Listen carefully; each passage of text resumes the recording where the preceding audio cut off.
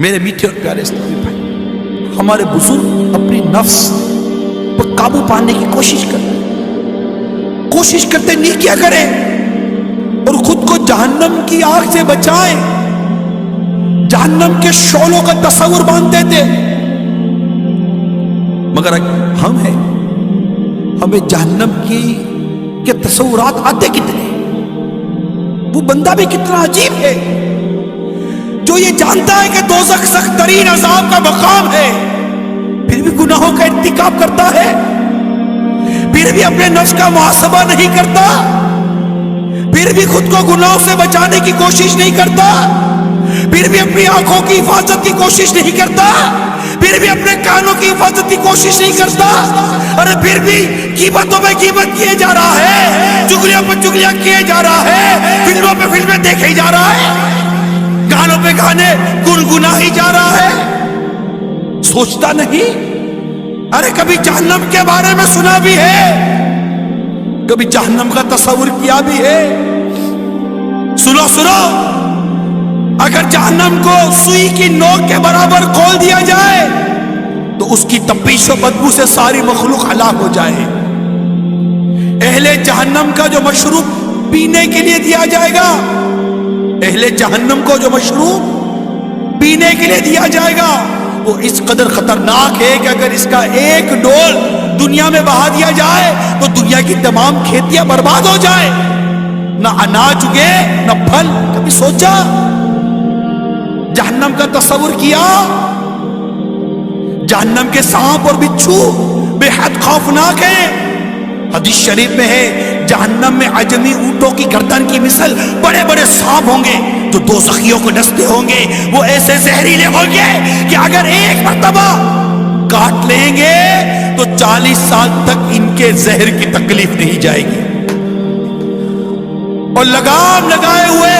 کھچروں کے برابر بڑے بڑے بچھو جہنمیوں کو ڈنک مارتے رہیں گے، ایک بار ڈنک مارنے کی تکلیف 40 سال تک باقی رہے گی۔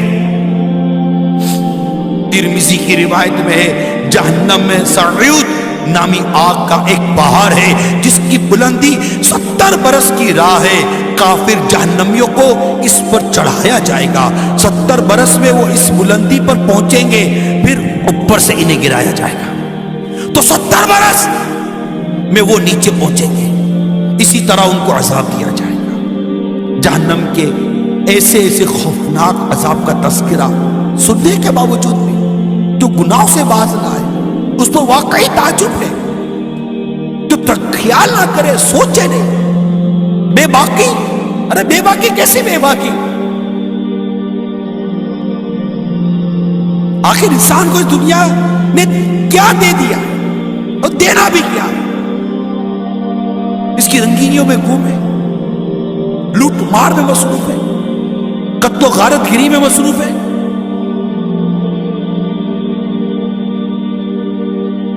حلال حرام کی کوئی تمیز نہیں، جو آتا ہے کھا لیتے، لذیذ غذائیں مزے مزے لے کر کھانے والوں، جہنم کی بھیانک غذاؤں کو نہیں بھولنا۔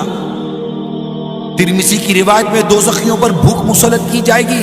تو یہ بھوک ان سارے عذابوں کے برابر ہو جائے گی جن میں وہ مبتلا ہیں، وہ فریاد کریں تو انہیں ذریع زہریلی کانٹے دار گھاس میں سے دیا جائے گا جو نہ موٹا کرے نہ بھوک سے نجات دے، پھر وہ کھانا مانگیں گے تو انہیں پھندا لگنے والا کھانا دیا جائے گا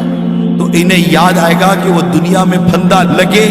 نوالے کو پانی سے نگلتے تھے، چنانچہ وہ پانی مانگیں گے تو ان کو لوہے کے زنبور سنسی سے کھولتا ہوا پانی دیا جائے گا، جب وہ ان کے منہ کے قریب ہوگا تو ان کے منہ بھون دے گا،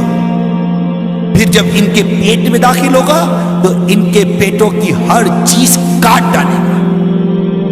ایک اور حدیث پاک میں ہے زقوم یعنی دھوہر جو کہ دوزخیوں کو کھلایا جائے گا، کہ ایک قطرہ اگر دنیا پر ٹپک پڑے تو دنیا والوں کے کھانے پینے کی تمام چیزوں کو تلخ بدبودار بنا کر خراب کر دے۔ میٹھے میٹھے اسلامی بھائی غور کیجیے، جہنم میں ایسا ہولناک عذاب ہونے کے باوجود آخر انسان گناہوں پر اتنا دلیر کیوں ہے؟ اتنی اس طرح کے واقعات بیان کی جاتے ہیں، حدیثیں بیان کی جاتی ہیں، اتنی ڈرانے والی باتیں بیان کی جاتی ہیں، لیکن نہ جانے کیا ہو گیا ہے ہم کو، جیسے کہ نا وہ ہم نہ سدھریں کی قسم کھائی ہے، آتے بیٹھتے سنتے، بعض اوقات دیکھا گیا ہے بیان میں، بعض اوقات دیکھا گیا، افسوس بھی ہوتا ہے، سر بھی ہلاتے سر جھکاتے بھی، حقیقت یہ ہے کہ بعض اوقات آنسو کے قطرے بھی ٹپک پڑتے ہیں، احساس بھی ہونے لگتا ہے،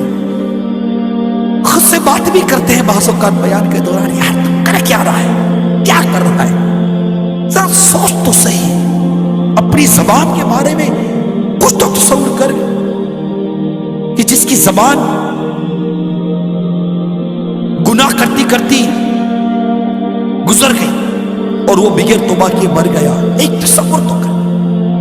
اور اسی زبان سے اگر قیامت کے دن لٹکا دیا گیا، نکال کر لٹکا دیا، زبان سے لٹک رہا ہے، اے تصور تو کریں، جن آنکھوں سے بدنگاہی کی، جہنم کی آگ کی سلائی آنکھ میں ڈال کر کھچ سے نکال دی جائے، تصور کریں، ارے جو کم سے کم جو تصور کیا جا سکتا کرے، کیا تصور کریں گے، جھڑ سی آتی ہے، جھٹکا سا لگتا ہے، مگر میں یہ پوچھتا ہوں، یہ جھڑ یہ جھٹکا، یہ افسوس، یہ شرمندگی، یہ سر جھکانا، آخر یہ ہماری تبدیلی کا سبب کیوں نہیں بن رہا؟ آخر ہم کب سدھریں گے؟ آخر ہم کب بدلیں گے؟ آخر ہمارے گھروں کا ماحول گناہوں سے پاک کب ہوگا؟ کب ہمارے گھروں میں گانے باجے موسیقی کی آوازیں بند ہوگی؟ کب ہمارے گھروں میں بچوں سے لے کر بڑوں تک سارے کے سارے نمازی بنیں گے؟ ارے کب ہمارے گھر کی عورتیں شرعی پردہ کریں گی، مدنی برقع پہنیں گی؟ کب ہمارے بچے نمازی ہوں گے؟ کب؟ ذرا سوچیے، ارے کب ہمارا روزگار انتہائی حلال اور پاکیزہ روزگار بنے گا؟ کب؟ سوچو، ارے کب فلمیں ڈرامے دیکھنا بند کرو گے؟ سوچو، کب شراب چھوڑو گے؟ سوچو، کب؟ دنیا کی محبت، دنیا کی رنگینی، دنیا کی چاہت، دنیا کا مال دولت، عیش و آرام، شہرت طلب، ارے تو نے منصب بھی کوئی پایا تو کیا، قصر عالی شان بنوایا تو کیا، ارے کتنی موت کی خبریں سنتے رہتے ہیں، ارے کبھی موت کی خبروں کو سن کر اپنی موت یاد آئی ہے یا نہیں ہے کبھی، کہ میں بھی مروں گا کسی دن، میرا بھی پیغام ہو سکتا ہے دنیا میں نشر کیا جائے گا کہ یہ بھی مر گیا، یہ بھی گیا، اس کا ٹائم بھی پورا ہو گیا، فلاں دن فلاں نماز کے بعد اس کا بھی نماز جنازہ ہے، کیسے؟ بس مر گیا، مرنا تو ہے نا، یہی ناز اٹھانے والے منو مٹی دلے قبر میں داب کر آ جائیں گے، اکیلے اندھیرے قبر میں اکیلے ہوں گے، کوئی نہیں آئے گا، کوئی نہیں آئے گا، ماں باپ بھی نہیں ہوں گے، بیوی بچے بھی نہیں ہوں گے، دوست یار بھی نہیں ہوں گے، کوئی بھی نہیں ہوگا، لوگوں میں رہ کر قبر کو بھولنے والوں اس قبر کو یاد کرو جس میں تنہارے نارے، یہ نہیں ہو سکتا کہ ہماری قبر میں کوئی لائٹ جلائی جائے گی، یہ نہیں ہو سکتا کہ ہماری قبر میں کوئی روشن دان نکال دی جائے گی، کوئی ہوا کا انتظام اندر میں اسپیشل کیا جائے گا، کوئی اندر میں بستر لگا دیا جائے گا، کوئی اہتمام کیا جائے گا، نہیں ہوگا، ہمارے کپڑے الماری میں لٹکتے رہ جائیں گے، وہی اندر بڑے رہ جائیں گے، وہی باہر سے کپڑ لا کر پہنا دیں گے، وہی گلا ہوگا، وہی جو سب کے ساتھ ہو رہا ہے وہی ہوگا، کیا ہوگا؟